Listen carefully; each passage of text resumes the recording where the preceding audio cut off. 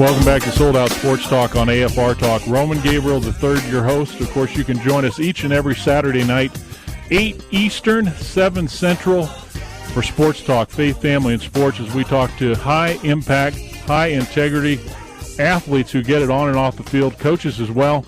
And if you want to get hold of us, of course, you can go to our website at soldouttv.com, Facebook at Roman Gabriel 3 fan page. You want to Twitter at Roman Gabriel 3, the number RD. And, of course, we look forward to getting your Droid and iPhone squared away. If you can't hear the show, you can, of course, go to our page at Sold Out Sports Talk on AFR.net and just plug the iPhone Droid in, and you can get our full program, anything you want. And like we were talking about earlier, you can cut your yard or whatever you're doing out there. You don't have time to listen in live. You can hear this interview with a good friend of mine. We're very excited to have him coming in today. He is, I believe, one of the great kickers of all time. 18-year career in the NFL. Of course, you know him as a Kansas City Chief for most of that. He holds several NFL records, including most field goals all time, most accurate all time, 7 times an All-Pro. I believe he should be in the Hall of Fame, and I think he will be soon. He's a Kansas City Chief Hall of Famer, but one of the things I love about this guy is what we talk about a lot on this show, which is it's not so much what you did in your career, it's what you're going to do to use that platform for the rest of your life to make a difference in people's lives, and that's what this man's doing with the Nick Lowery Youth Foundation, leadership training for youth and Native American youth nationwide. Great guy. Have been with him before and really appreciate him coming in tonight. Nick, great to have you. Nick Lowery, former Kansas City Chief. Well, thank you for saying that, and I think that certainly as we get older, hopefully we see a sort of continuum, a sort of a pattern, and the things that were so fun going through when we were younger suddenly begin to make a bit more sense. So for that reason, I'm happy to talk about, whether it's this lockout stuff and the interesting turnabouts that go sort of like a reality show in its own way, or the work that we do and why we do it. Okay, before we get to the NFL news, I would assume, I think I've talked to you about this before, that you played some soccer? I did. In fact, I lived in England. My dad was head of station for the CIA in 1965, 1966, and 1967 in London, England. He was such a cool guy that I never knew he was head of station until my brother told me after he passed away. And that's all I did. I ate, drank, breathed soccer. England hosted the World Cup in '66 and won it probably for the last time. And it was, it's an amazing sport to learn how to kick and how to be an athlete. Played lots of other sports, of course, but that was my sport. And then we played rugby 1 month a year, and rugby has field goal kicking too. So I knew even back when I was 9, 10 that I had a special gift. And everything since then has been more about combining the physical gifts and preparation with the important part of how to use your mind to prepare yourself to perform when it matters. Okay, now I was like a lot of Americans that, you probably follow soccer a lot more than I do, but this World Cup women's thing I really got into as I did with the men. To me, when you watch these young ladies play the game, they were not favored to win it coming in. Germany and I believe it was Brazil were the 2 favorites, but they end up beating Brazil on penalty kicks. Japan upsets Germany. They go to the final. They go 2-2, and they lose in a penalty kick situation 3-1. 2 questions. What's your feeling on the penalty kick to end the game? And then number 2, and I got a little upset about this in the earlier segment, but I was wanting to tell people I don't feel like the girls choked. Do you? Well, I think they certainly let themselves down, and this is. I think that Brian Gumbel brought this up on Real Sports. It's important, I think, as a important step when a minority is gaining in respect and leadership and participation in the world, that it be treated equally. And part of that is, of course, the downside of criticism without thinking, those poor girls. I mean, they let themselves down, or you can call it a choke if you want, but, they had a chance to score. They didn't play their best. I had a real feeling, frankly, that Japan was going to win. A, because of the emotion and their cultural community intensity after the tsunami. I'm actually ambassador of philanthropy for a new organization called Artists and Athletes, and we had at the Beverly Hills Four Seasons, we had the ambassador of Japan there about a month, 5 weeks ago, and I just know that Japanese culture, that this meant so much to them, that as much as it meant to the American women, it meant more to the Japanese. And of course, playing as the underdog doesn't hurt. So yeah, I don't like the word choke maybe, but they certainly let themselves down. Nick Lowery, our special guest here on Sold Out Sports Talk on AFR Talk, actually said grew up in England playing soccer and rugby, and certainly gained some experience doing that as he got ready. Let me just say this, Nick. I've never asked you this before, but how did you make the transfer, or how did it come about that you went from a soccer place like England, where you were doing that first, to interest in football and kicking?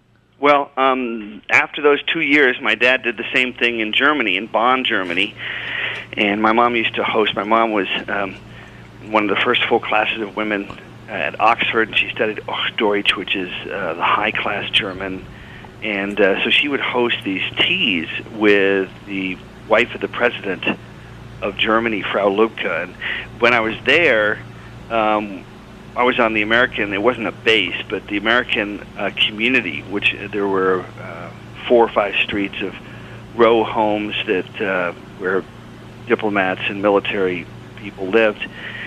And I played a lot of baseball. We were one of the better teams in Little League in Europe, and played a lot of basketball, but no soccer, no football. So for 2 years there, in 7th and 8th grade, didn't do that. And then in 6th and 7th grade, and then in 8th grade came back to the States and was playing soccer again, and it was just like right there. And I was playing football for Potomac School, and baseball and other sports.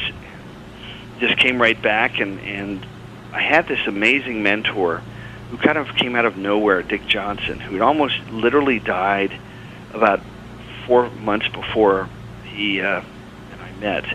And he always, from day one, talked about the importance of the mental side, the importance of learning to relax and get yourself in the moment, to be focused, to be passionate and focused in the moment, to be disciplined about that, and that these lessons would help me in anything I did in my life. And he was the guy that kept telling me, as I was being rejected, trying out, and being cut by 8 teams 11 times, that what you learn here and how you behave here, will determine a lot of the fundamental lessons for the rest of your life. So I hung in there, and then finally, my 12th time, after giving up a job, a permanent job, because I thought it probably was the end of the journey of trying to make it in the NFL, and that 12th time, gave up a job with the Senate Commerce Committee working on aviation deregulation and, ironically, the Olympic boycott in 1980 for Senator Bob Packwood of Oregon. Was the only non-lawyer on the staff, and tried one last time with the Chiefs, and I just felt that I was ready. It was like every one of those rejections finally kind of made sense. It all came together, and I was able to beat out the greatest kicker in the history of the game at that point, Jan Stenerud.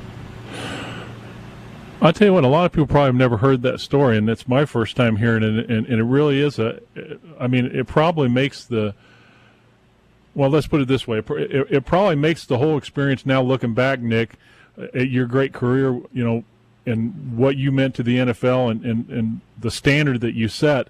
A lot of people, we were talking about this, producer Jeff and I, before the show, and he was saying, a lot of people get the idea that everything just falls into place for professional athletes and in the NFL, and everything just goes your way and you got it all going, and but so many players like yourself, and I have that same story, and a lot of players that are out there have gone through so much adversity, and it just makes it that much sweeter. And I know with what you're doing now with the Nick Lowery Foundation, and of course, if you want more information on Nick, you want him to come speak. He's a great speaker. Thank you. Or learn more about his foundation and the athletes and artists and all the things that are going on with him. You can go to LowerySpeaks.com. That's LowerySpeaks.com to get more info. But don't you think, Nick, when you look at what you're doing now, when I look at leadership training for youth across the country and what you've been doing with Native Americans and this new athletes and artists opportunity, that you've taken those same lessons that you learned back in football and soccer and growing up and applied them now to a greater cause, which is to helping young people in our country. And I appreciate that, and it's, it just you see the richness of the outcomes and relationships that you build in life, and it's rich when I go back and talk with Marv Levy. It's rich when I talk to Bill Polian, both of whom, of course, went to Buffalo, and then Bill Polian from there to the Indianapolis Colts. And the whole mantra for the Indianapolis Colts is, and same thing with Marv Levy, and he was briefly at 80 years old a GM for the Bills after being a Hall of Fame head coach before that, and he was the one that gave me my chance with the Chiefs back in 1980. And Bill Polian had been the scout who had spotted me. But as we meet now, it's always about those things, looking for players that are intrinsically self-motivated, not that you have to have a Vince Lombardi head coach that has to give that great speech before every game or else it's not going to work. So, you look at the lessons on the field in the NFL, and it's true for kids. It's about passion and focus. It's about discipline and working through adversity. It's about looking at every single mistake and misstep and missed kick, if you will, as a lesson and as a way to grow, as opposed to just an obstacle. It's a teaching opportunity, not just because somebody put it in a book, but because it really is the only way that you get better in life, and hopefully you get more close to what's important, and you do the things that are important, whether you're just a football player making money for a game, or whether you're in the real life problems that are very, very serious today with kids and of course families across the country. Nick Lowery, Kansas City Hall of Fame, is our guest, one of the great kickers of all time, and one of the things that I've always enjoyed about Nick is that he is in the now, and we're going to talk a little bit about this when we come back. And Nick, one of the things I like to do, we don't have enough time to get another question, so we're gonna go to a break here, and when we come back, we're going to talk to you about this NFL lockout, talk to you a little more about the Nick Lowery Youth Foundation. But as I was saying, so many athletes get pigeonholed today into thinking that what they did when they played was all they had, the best that they had, and that they don't have anything left to give. And sometimes as fans, and sometimes as players, former players that put themselves into that. But Nick is the antithesis of that, and we're going to talk to him more about giving you some common things, parents, for helping you when we come back on Sold Out.